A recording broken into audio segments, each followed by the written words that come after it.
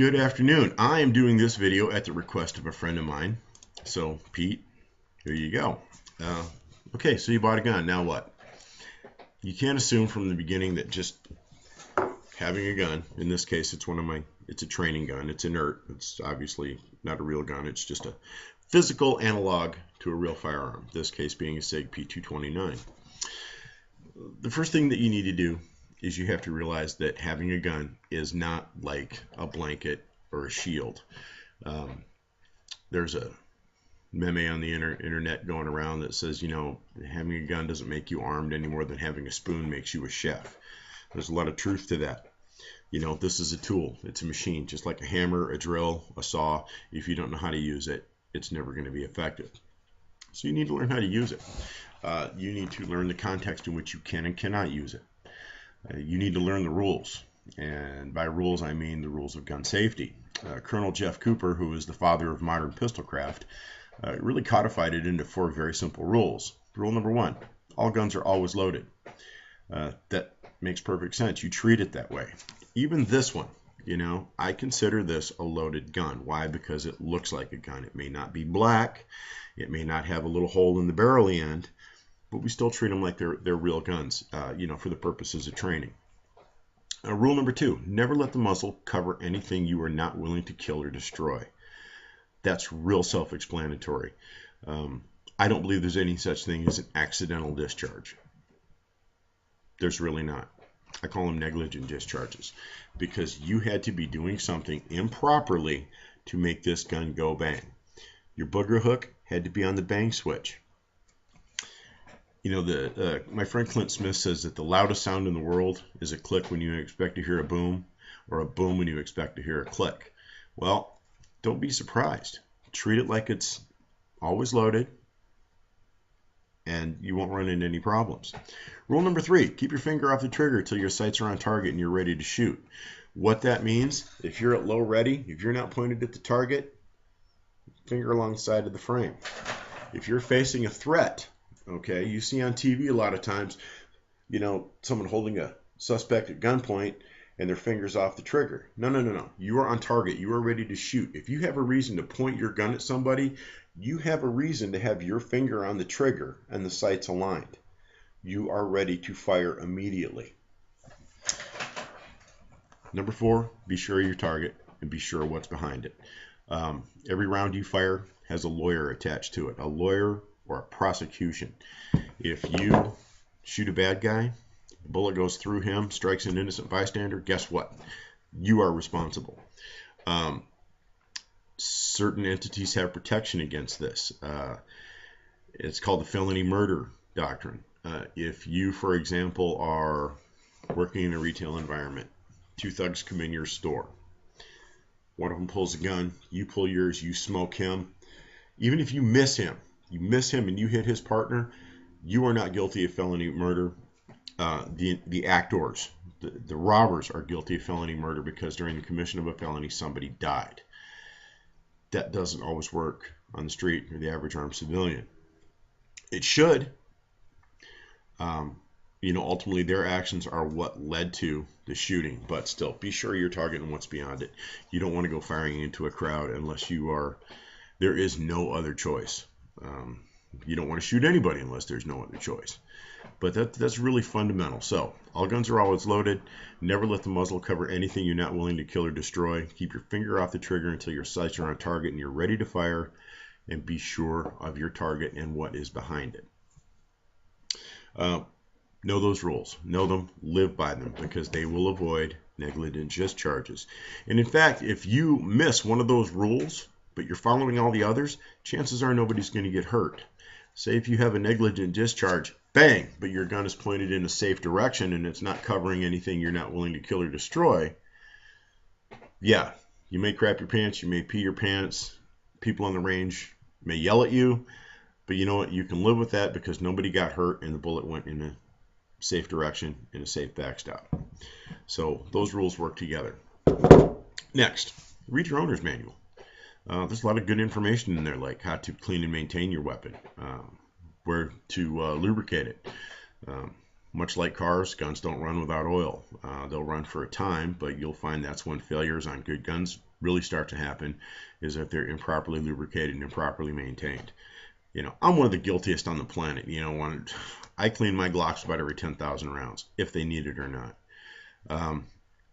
One particular Glock 19 had over 40,000 rounds through it before I cleaned it, and I didn't have a malfunction.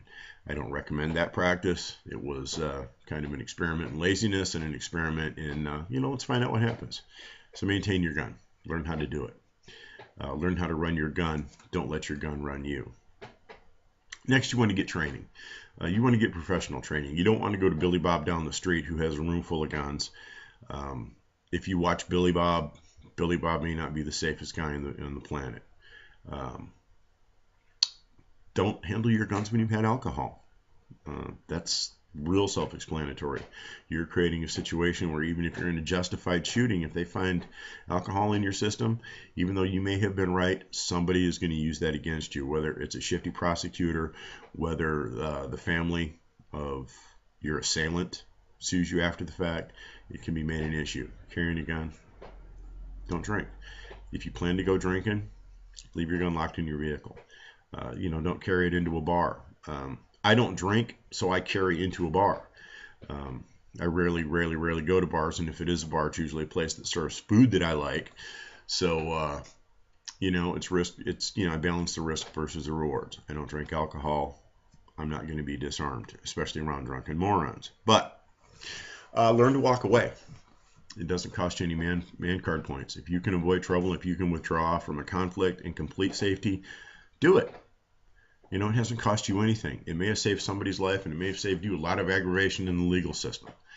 So excuse me if somebody bumps into you. People will rarely confuse your good manners with weakness. But that goes back to get training, and any good trainer is going to cover this. You need to learn to run your gun. You need to learn failure drills. You need to learn how to clear a malfunction. So many things that I can talk about that may be shooting right over your head right now. So learn to run your gun. Get professional training. Practice. You can go shoot targets in the desert. You shoot paper targets. That's great. That's not real practice. I call that dirt shooting. I've never been attacked by a piece of paper. Gotten a couple nasty paper cuts, but I've never been attacked by a piece of paper. Never been attacked by an old junk TV that somebody left out in the desert to shoot up, which pisses me off, by the way. I've never been attacked by a soda can. Is it fun? Yeah. Do I recommend you do it? Absolutely. Have fun. Some of the most fun things in the world are for me to grab, my daughter Rachel, a brick of 22 and a couple of 22 pistols and 22 rifles and go out in the desert and shoot tin cans. That's not practice. You can work on the fundamentals of trigger control and sight alignment, but what I mean by practice, what you really want to do is set up, and I hate this word, tactical targets. Set up targets at different ranges. Practice presenting your weapon from the holster, because that's the first step. That's the critical step. You draw from the holster. You take your firing grip, bang, bang, bang. That's at its most basic. Getting the shots you need on target accurately and quickly from the holster, because if you're a concealed weapons carrier, and shame on you if you're not, you need to be able to practice that. If you go to the square public range and all your so-called practice is bang, bang, bang, and you never draw from the holster, who's to say you're going to be able to get it out in time? You have a finite amount of time to solve an infinite problem. So that's something that you want to do.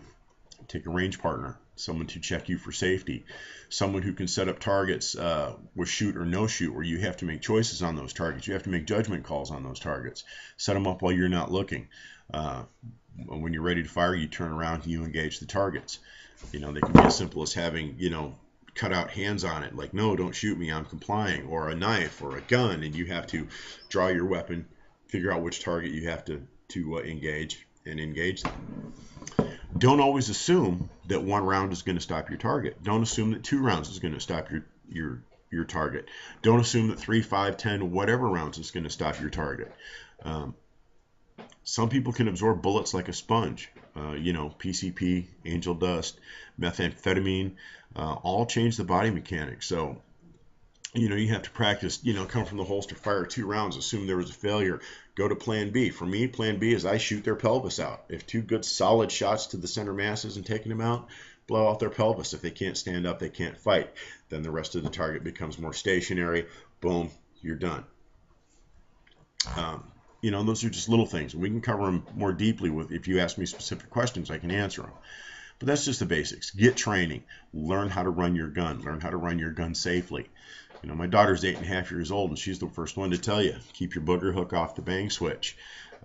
Teach your kids about the gun. If you're going to have a gun in your house, don't make it the evil boogeyman. They want to learn about it. Let them know. If you want to see it, Daddy will show you. Just come and ask me. Sit down. Make sure it's unloaded. Show them the trigger. Show them the muzzle. Teach them the 4 rules, which by now you should know.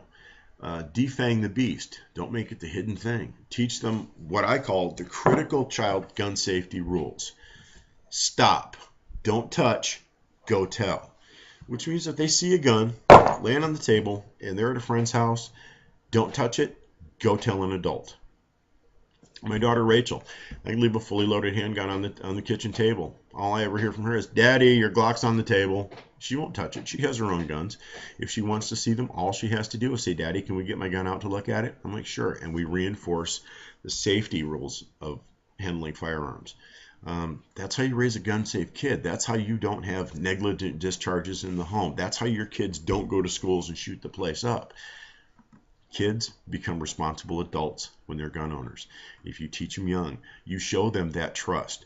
Don't let them learn everything they know about guns from TV and from video games and things like that. Show them by your example of being a responsible gun owner that it's nothing more than a tool.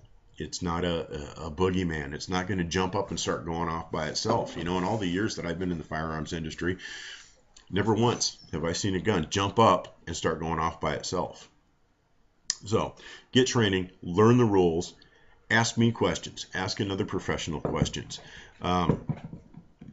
There's a lot of fine information on firearms out there on the internet. There's other videos. You can look on YouTube for Clint Smith, Rob Pincus. They, some of the best trainers on the planet, and they have free videos out there. They have sets of videos and DVDs. Clint Smith is the best. He's the owner and director of Thunder Ranch. Him and his wife call Heidi Rachel their range angel. And a couple, 3 times a year, she gets a packet of swag from them. Thunder Ranch hats and stickers and patches and flashlights. And, they're great people, solidly grounded in good values. So yeah, get training. Learn how to run your gun. Don't let your gun run you. I'm going to say that repeatedly. You've heard me say it. This is your gun. It doesn't belong to anybody else. You are responsible for everything that it does and everything you do with it. You need to know it inside and out. You can't drive a car without a license, but you can own a gun in many places without a license. I would submit that generally, since more people die in car accidents every year, automobiles are more dangerous than firearms. However, the gun is only as dangerous as the person with the gun in their hand. So, accept that. Make that part of your personal philosophy. Learn not to be a jerk when you're carrying a gun. These are all things that you need to know. You need to be able to walk away. You need to not give people the finger in traffic. You need to not respond to them cutting you off. People are going to do it. Just because you have a gun, it doesn't mean that you can act like an idiot. In fact, it means quite the opposite. You have to be the most even-tempered, polite guy on the planet, because you never want to be seen as the aggressor when you're carrying a gun. You are carrying a gun for one reason and one reason only: to defend the life of your family and the life of yourself in the worst moment you can conceive of. So you better learn to conceive of that moment too. Think, what could happen? What am I going to do if this happens? Start to gain knowledge, and as you gain knowledge, you gain confidence, you gain competence, and not arrogance, not conceit. But by the end of the day, you know that when you leave the house, you're coming home alive to your family. If you leave the house with your wife and children, you are bringing them home. If you're a woman, by God, get a gun. There's nothing sexier on the planet than an empowered woman who can take care of herself. Gun control for years has been about race control and about controlling females and keeping them subservient. Not here, not on my watch. Women, get armed, get trained, get empowered, get fearless. And I don't mean fearless where you're going to put yourself in dumb situations, but fearless where you know that if you're crossing a dark parking lot at night and Johnny Rapist decides he wants to take you as a victim, no. You don't have to pull out an empty hand in harsh language. You don't have to try to run away. You simply say, no, it's not going to happen. Back off. That makes you empowered. So get training, learn how to run your gun. And I am going to shut this one down now. Be safe, be happy, have a good day. God bless.